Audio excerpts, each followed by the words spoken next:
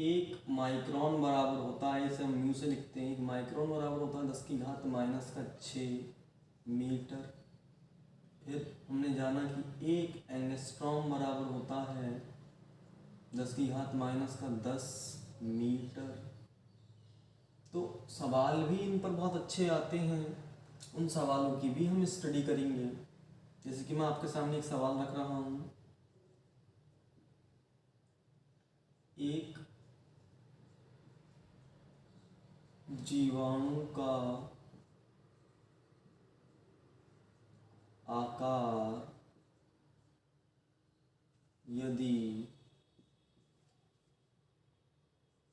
10⁻⁻6 metre है, तो या ऐसे लिख दिया उन्होंने 2×10⁻⁻6 मीटर है, या 3 गुणा, या सिर्फ 10⁻⁻6 मीटर भी बोल दिया तब भी मैंने दोनों कंडीशन आपके सामने रख दी, मिक्सअप वाली और सिंगल वाली भी। तो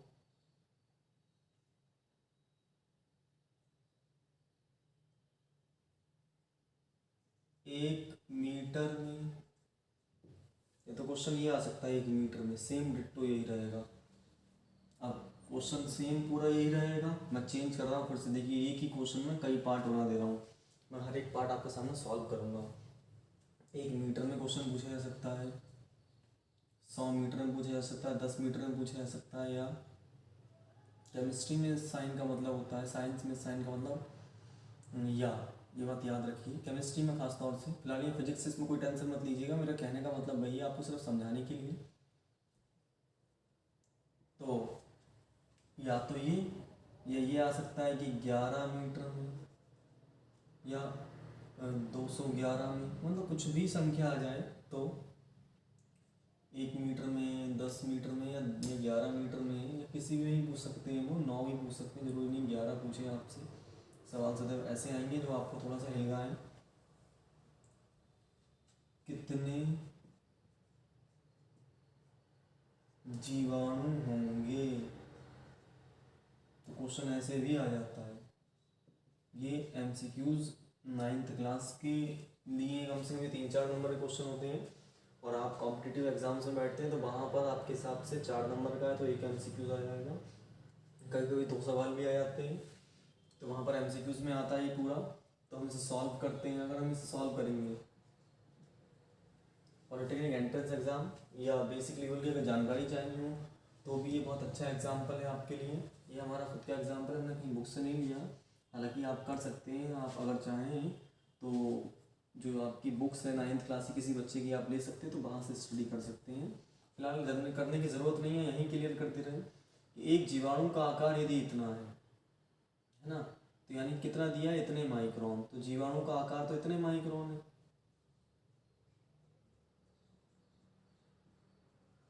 जीवाणु का आकार बराबर है 2 गुणा, या सिर्फ 10⁻⁻6 होता तब भी, या कुछ भी फॉर्म में आया याद रखना, इतने मीटर है। तब पूछा जा रहा है कि 1 मीटर में कितने जीवाणु होंगे। एक जीवाणु का, सिर्फ एक जीवाणु का आकार इतना है, तो 1 मीटर में, या 10 मीटर में, या 9 मीटर में, या कुछ भी दे सकते हैं गिनती वो, उसमें कितने जीवाणु होंगे। तो इस तरह से अगर आपको जानना हो तो याद रख लीजिए, आपको बहुत सिंपल तरीका लगाना है।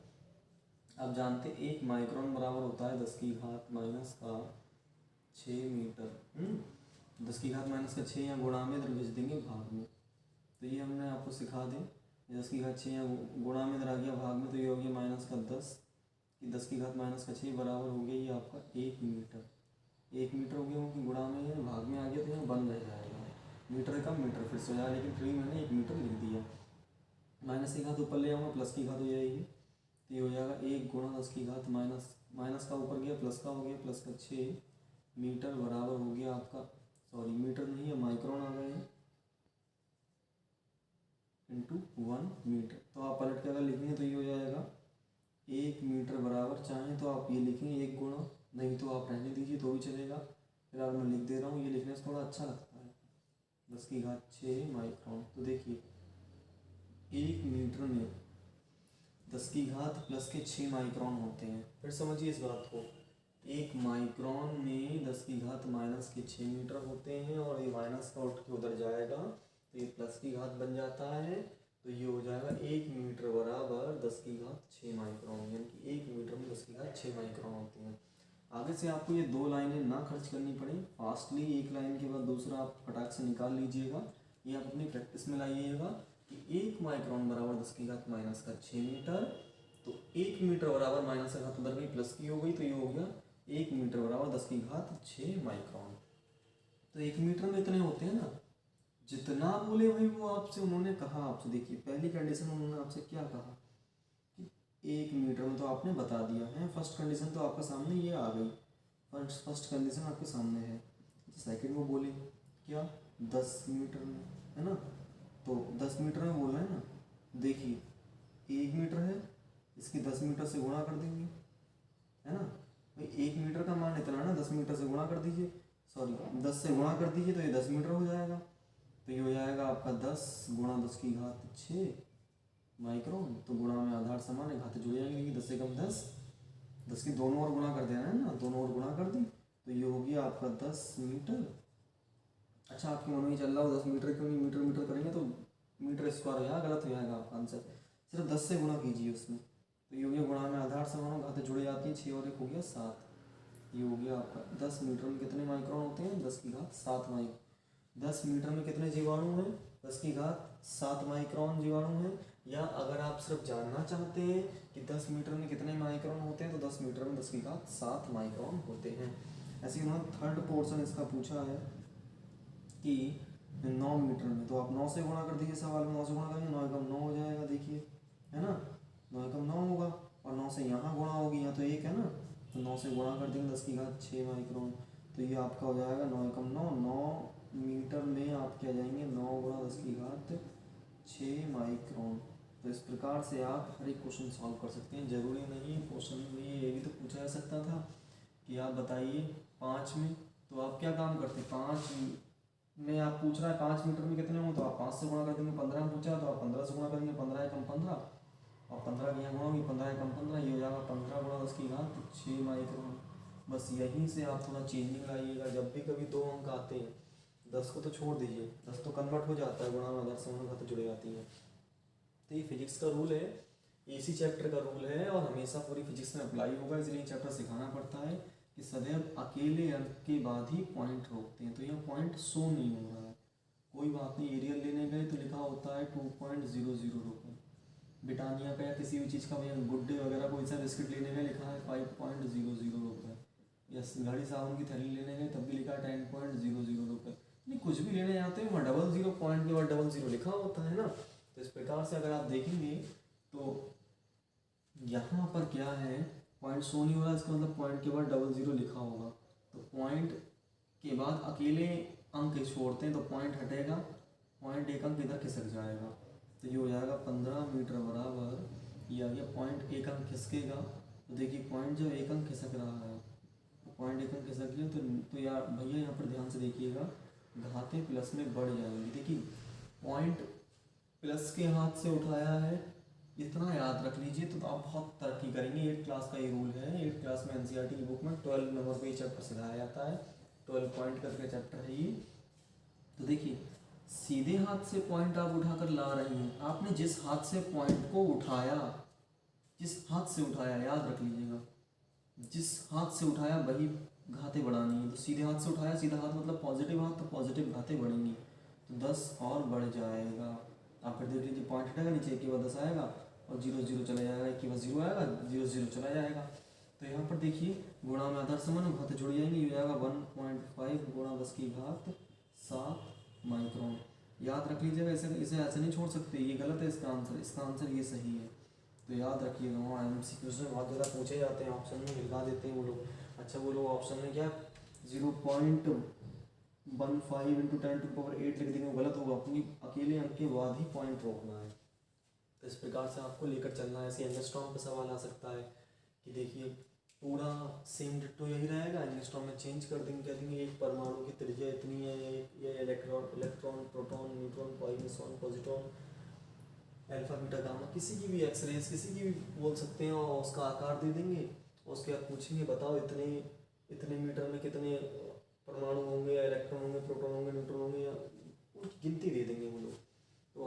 उसी मेथड में वही क्वेश्चन इसी मेथड में करना। उदाहरण के लिए मैं आपको एग्जांपल देता हूँ, ये आप लोग करके मुझे कमेंट बॉक्स में बताइएगा।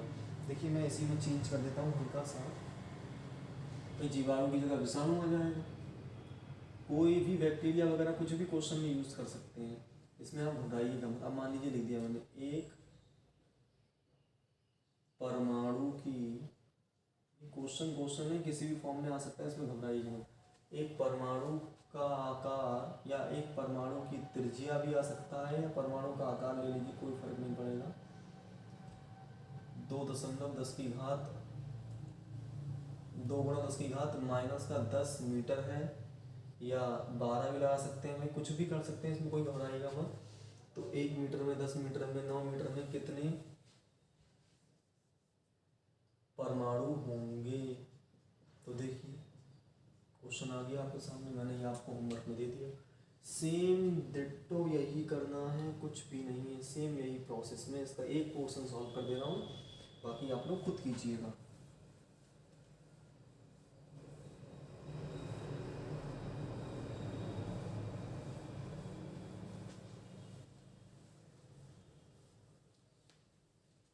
तो देखिए एक एंगस्ट्रॉम बराबर आप जानते हो क्या होता है, 10⁻⁻10 मीटर, है ना। तो ये गुणा में रह जाएगा भाग में, तो ये हो जाएगा आपका 1 एंगस्ट्रॉम अपॉन 10⁻⁻10 बराबर बचा आपका 1 मीटर। तो माइनस की घात ऊपर ले आएंगे, प्लस की हो जाएगी, तो ये हो जाएगा 1 मीटर बराबर 10⁻+10 मीटर, सॉरी 10 एंगस्ट्रॉम है ऊपर, तो एंगस्ट्रॉम होगा। तो 1 एंगस्ट्रॉम बराबर 10⁻10, सॉरी 1 एंगस्ट्रॉम बराबर 10⁻⁻10 मीटर, और 1 मीटर बराबर 10⁻+10 एंगस्ट्रॉम। तो ये प्लस का 10 एंगस्ट्रॉम आ गया आपका। तो देखिए अब आपसे क्या पूछा जा रहा है, 1 मीटर में कितने परमाणु होंगे? तो 1 मीटर में 10⁻+10 एंगस्ट्रॉम परमाणु होंगे। आपसे दूसरा पूछा जा रहा है 10 मीटर में, तो आप 10 से गुणा कर देंगे इसमें, तो ये हो जाएगा 10 मीटर, यहाँ होगी 10 से गुणा, तो एक देखिए घात बढ़ जाएगी, 10⁻1 और 10⁻10 गुणा में आधार से गुणा, तो घातें जुड़ जाती हैं, क्या हो जाएगा 10⁻11 एंगस्ट्रॉम। ऐसे 9 मीटर पूछ रहा है तो आप 9 में कर देंगे, क्या कर देंगे भाई 9 से गुणा कर देंगे, तो ये हो जाएगा 9 गुणा 10⁻10 एंगस्ट्रॉम। अकेले अंक के बाद ही पॉइंट होगा, तो अकेले अंक के बाद ही पॉइंट होगा। अब मान लीजिए 19 बोल दिया गया होता सवाल में है, तो क्या काम करते भाई 19 से गुणा कर देते, और क्या करते देखिए 19 से गुणा कर देंगे और इसका सोल्यूशन दे देंगे। क्या हो जाएगा 19 मीटर बराबर कितने परमाणु आएंगे, 19 गुणा 10⁻10, 19 गुणा 10⁻10 एंगस्ट्रॉम। पॉइंट एक अंक किसका आएंगे, तो पॉइंट सीधे हाथ से उठा करके, वो सीधे हाथ से उठाया है हमने, सीधे हाथ से पॉइंट सीधे हाथ से उठाया है, इसलिए घात कैसी बढ़ेगी, प्लस की बढ़ेगी। तो ये हो जाएगा 1.9 इंटू 10⁻11, एक घात और बढ़ जाएगी, ये होगा 11 एंगस्ट्रॉम। तो इस प्रकार से आप लोग क्वेश्चन को कर सकते हैं। देखिए बहुत सरल क्वेश्चन मैंने बताया आपको, मैं आपको होमवर्क में देने वाला दिया था मैंने, लेकिन मैंने कर ही दिया। फिलहाल आप लोग इस तरह क्वेश्चन खुद कर लीजिएगा, ऐसे ही आता है आपका। और तो मैंने क्लियर किया था वहाँ पर, ये क्वेश्चन आ जाएगा कि एक घड़ी की सुई ने इतने माइक्रोन, इतने नैनो सेकंड का सफ़र तय किया, इतने नैनो सेकंड तक चली, तो बताइए 1 सेकंड में कितने नैनो सेकंड या कितने नैनो होंगे, या कितने नैनो आकार के उसकी त्रिज्याएं होंगी, या आकार कुछ भी बोल सकते हैं वो, तो उसमें क्वेश्चन आता है। तो आपको ये बताया था मैंने कि 1 नैनोमीटर बराबर होता है 10⁻⁻9 मीटर, ऐसे बताया था। 1 नैनो सेकंड बराबर 10⁻⁻9 सेकंड, ऐसे बताया था कि 1 नैनोग्राम बराबर बताया नहीं है, बता देता हूँ 10⁻⁻9 ग्राम। तो इस प्रकार से क्वेश्चन आते हैं। फिर आपको ये तो बताया था हमने 1 मेगा बराबर, भाई 1 मेगा बराबर बताया था आपको, तो 1 मेगा बराबर 1 मेगा मीटर बराबर होता है, 1 मेगा मीटर बराबर 10⁻+6 मीटर। ऐसे ही आएगा आपका 1 मेगा सेकंड बराबर, है ना, 1 मेगा सेकंड बराबर 10⁻+6 सेकंड। फिर आपका आ जाएगा ऐसे ही 1 पिको सेकंड बराबर PS, 1 पिको सेकंड बराबर होता है 10⁻⁻12 सेकंड। ऐसे ही आ जाएगा आपका 1 जीगा आता है, 1 जीगा चलता है, 1 जीगा मीटर बराबर 1 जीगा मीटर बराबर और दूसरा 1 गीगामीटर रहा हो तो 10⁻12 मीटर। ऐसे ही आपका आता है, नहीं 1 गीगामीटर होता है 10⁻9 मीटर। उसके बाद दूसरा आता है 1 टेरोमीटर। 1 गीगा होता है 10⁻9 मीटर। एक ऐसे ही आता है टेरोमीटर। 1 टेरोमीटर रहा हो 10⁻12 मीटर होता है। इस प्रकार से इन सबकी नॉलेज होनी चाहिए, इन सबकी जानकारी होनी चाहिए, क्योंकि इन सब पर बेस्ड क्वेश्चन आते हैं। ये टॉपिक यहीं फिनिश होता है। इसमें एक टॉपिक और रह गया, सार्थक अंक एवं कोटिमान। उसे मैं यहीं क्लियर कर देता हूँ ताकि हमें इस चैप्टर में यहीं निजात मिले। हम नया चैप्टर पढ़ेंगे। अभी तक हमने बस इस चैप्टर की स्टडी जानी थी। देखिए, पॉलिटेक्निक अगर एंट्रेंस एग्जाम क्रॉस करना है तो सिर्फ इतनी ही नॉलेज आपके लिए काफ़ी है। यही सिर्फ आपके लिए बहुत ज़रूरी है, यही सबसे ज़्यादा यूज़फुल है इस साल, और मैंने आपके लिए कराया है। तो बहुत ही अधिक ध्यान समझिएगा इन चीज़ों को। इन्हीं पर बेस्ड क्वेश्चन अब तक आए हैं, और ज़्यादा क्वेश्चन तो आते नहीं, फिलहाल इन्हीं पर बेस्ड आते हैं। वो मैंने करा दिया आपको इन पर ध्यान दीजिएगा। और यदि आपको किसी को भी आपकी नज़र में कोई ऐसा हो जिससे बेसिक नॉलेज चाहिए हो, तो वो ये सिर्फ बेसिक नॉलेज बुक से पढ़ेगा, वो परेशान हो जाएगा, थक जाएगा, क्योंकि वो नहीं आती एग्ज़ाम्स में। तो सिर्फ बेसिक स्टैंडर्ड का कोई स्टूडेंट्स अगर नॉलेज चाहता है तो वो सिर्फ इतना जितना मैंने समझाया इस चैप्टर में, जो मैंने वीडियो बनाई 29 मिनट की, 11 मिनट की, 7 मिनट की, तो इस अब तक ये वीडियो बनाई है और दूसरी भी वीडियो बन रही है, यानी कि 3 बन चुकी, चौथी ये बन रही है। तो इस प्रकार से ये वीडियोज़ ही सिर्फ अगर देख ले तो इस चैप्टर की कोई नॉलेज उससे रह नहीं जाती। तो बस लास्ट टॉपिक है, वो है सार्थक अंक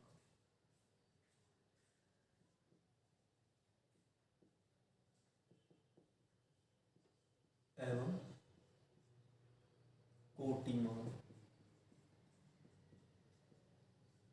तो सार्थक अंक एवं कोटिमान, ये 2 टॉपिक हैं जिनमें से सार्थक अंक आपके सिलेबस में है, कोटिमान पर सिर्फ एक बार सवाल आया था और ज़्यादा आता नहीं है, फिर भी क्लियर कर देते हैं। यही है इस चैप्टर का दी एंड, और कुछ नहीं रह जाता।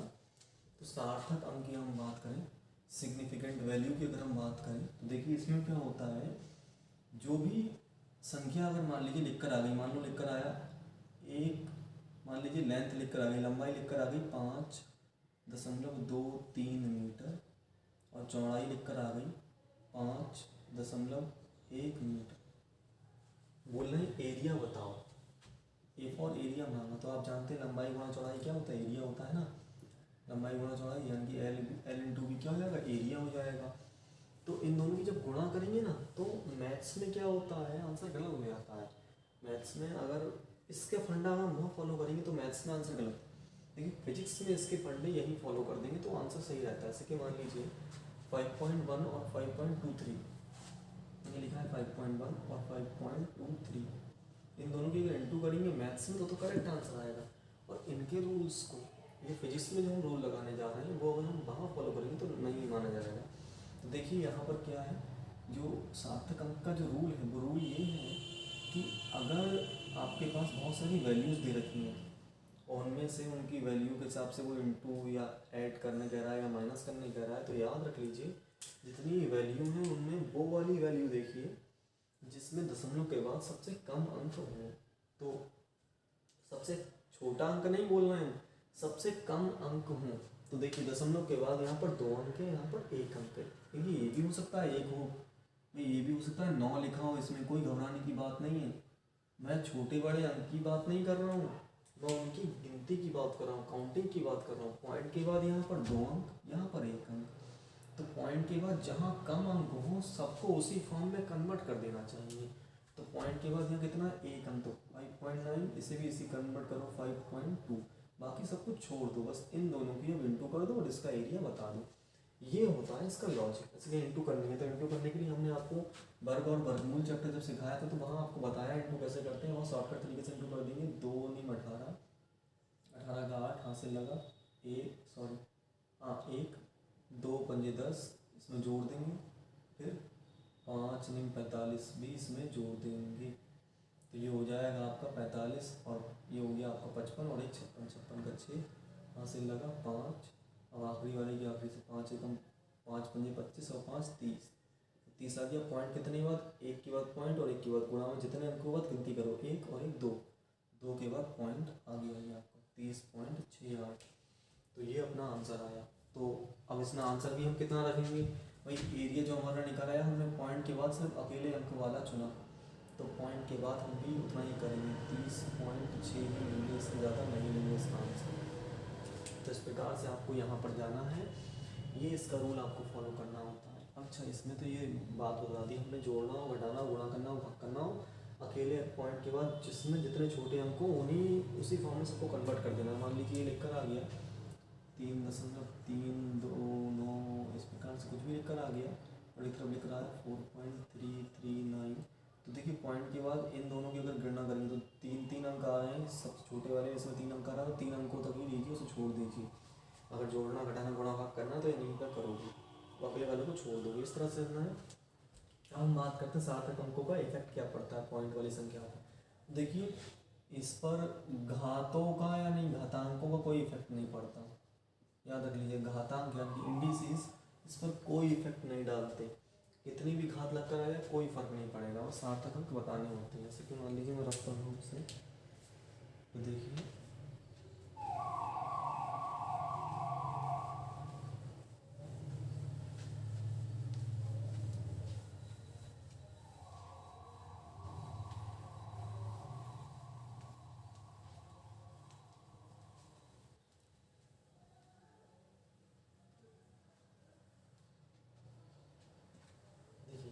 सार्थक अंकों का कोई प्रभाव घातांकों से कोई प्रभाव नहीं पड़ता। जैसे मान लीजिए लिखा है 2 गुणा 10 की घात 12 में सार्थक अंक पूछे जाए तो सार्थक अंक अकेला होगा, एक ही अंक है सार्थक अंक, गिनती नहीं बतानी कि 2 है 3 है, तो ये बताना है एक अंक अकेला अंक। मान लीजिए लिखा होता 12 गुणा 10 की घात 12, तो कितने सार्थक अंक हो गए 2। मान लीजिए लिखा 303, तो कितने सार्थक अंक हो गए 3 सार्थक अंक हो गए। अब ध्यान सुनिएगा, घातों को कोई इफेक्ट नहीं पड़ता सार्थक अंकों पर। अब ध्यान समझिएगा, यदि ये लिखा होता 3.03 गुणा 10 की घात 12, तो सार्थक अंक कितने होंगे, तब भी 3 होंगे। देखिए दशमलव बिंदु के पहले यदि कोई अशून्य अंक हो और दशमलव बिंदु के अंत में भी कोई अशून्य अंक हो, तब भी सार्थक अंकों पर कोई प्रभाव नहीं पड़ता, सार्थक अंक गिने जाते हैं, 1 2 3 सार्थक अंक हो गए। अब मान लीजिए लिखा होता 0.009, है ना, तो सिर्फ इतना ही लिखा हो, घातों से तो कोई फर्क पड़ेगा नहीं, तो आप भी जानते हैं हम भी जानते हैं ना, हमने आपको बताया। तो कितने सार्थक होंगे, देखिए पॉइंट के बाद अगर अशून्य अंक आता है वो काउंट किया जाएगा, लेकिन अगर पॉइंट के बाद भी शून्य अंक आ रहे हैं तो उन्हें काउंट नहीं करते हैं, सिर्फ अशून्य को काउंट करेंगे। तो यहाँ पर सार्थक अंक हो गया 1।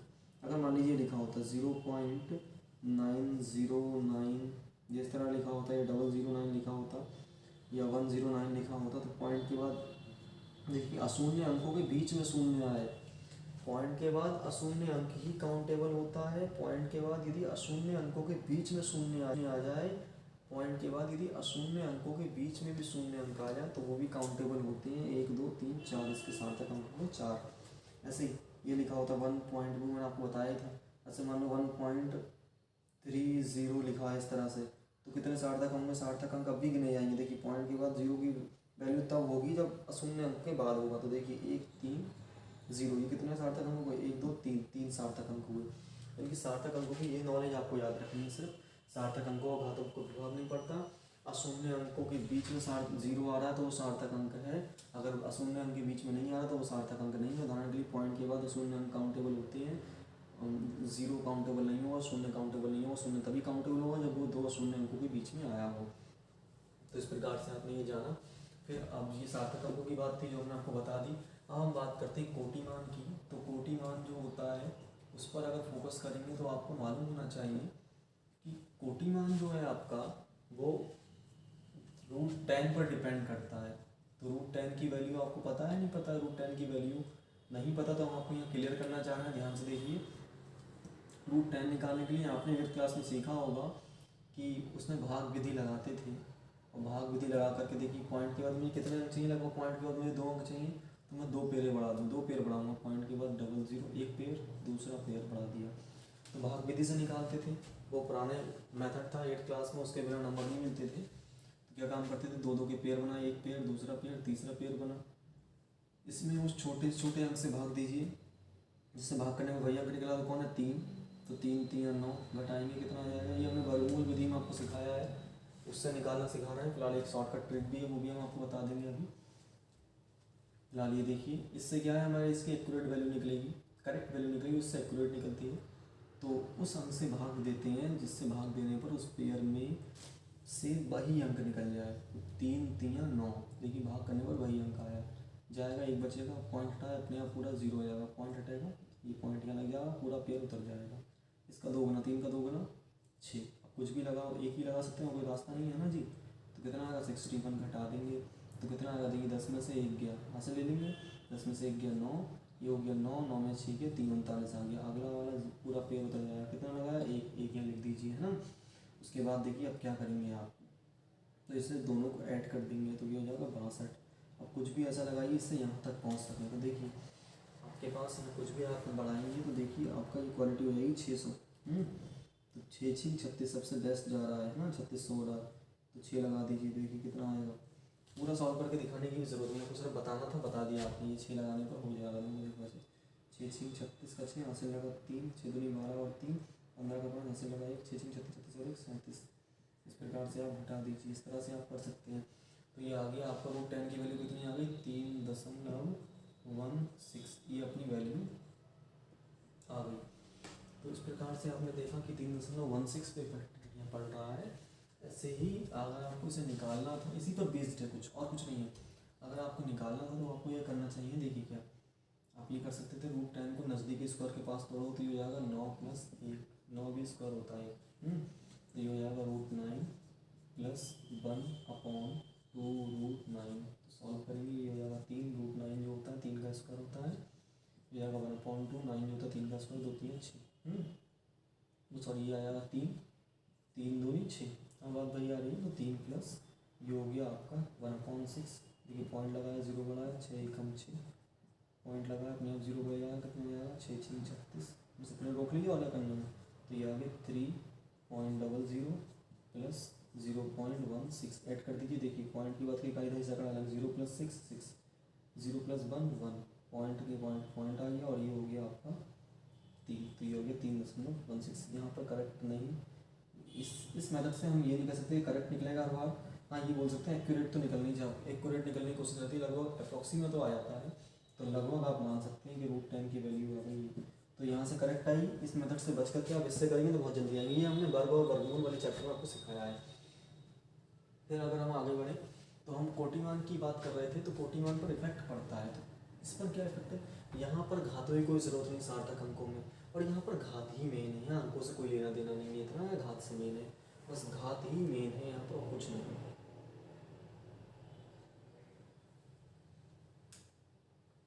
जब घात ही मेन है आपको लग रहा है तो इसका मतलब कुछ तो इफेक्ट पड़ेगा, है ना। तो इफेक्ट क्या पड़ेगा, हल्का सा, और chapter the and, chapter finish. क्या है वो हल्की सी बात, हल्की सी बात ये है कि यदि कोई भी मान इसके बराबर आता है या इससे कम आता है तो कोटिमान, यानी कि जो घातांक है वही कोटिमान होगा। यानी कि कोटिमान है क्या, बात यहाँ आ रही है।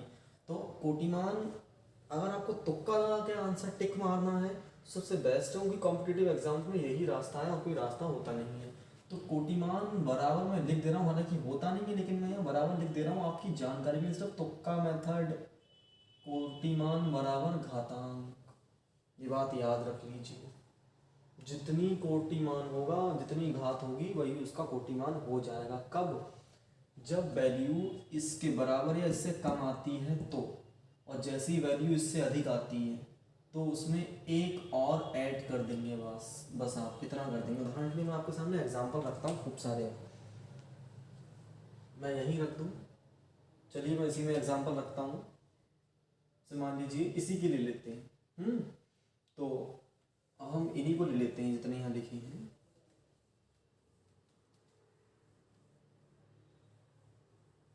इनको ले लेते हैं।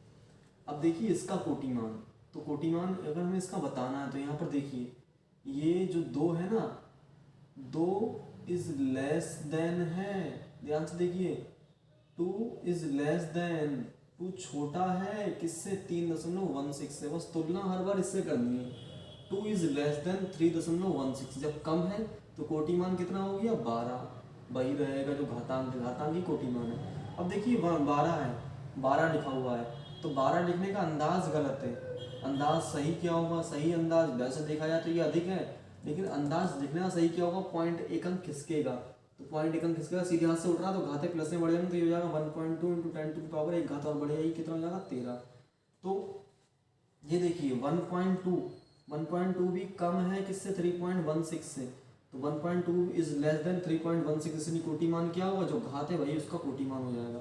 अब मान लीजिए पृथ्वी की त्रिज्या होती है 6400 किलोमीटर, पृथ्वी की त्रिज्या 6400 किलोमीटर होती है, तो कितना है पॉइंट है किसका होगा, तो पॉइंट एक अंक लेकर आएंगे ना पीछे से, एक अंक किसका है, 2 अंक किसका है, 3 अंक किसका है, तो एक अंक पे के बाद लाकर छोड़ते हैं पॉइंट को, तो ये होगी 4.00 लिखो, या कितनी घात हो जाएगी, सीधी हाथ से उठाना इसलिए 10 की घात 3 हो जाएगा प्लस का। तो देखिए 6.4 क्या है, 6.4 इज ग्रेटर देन है 1.6।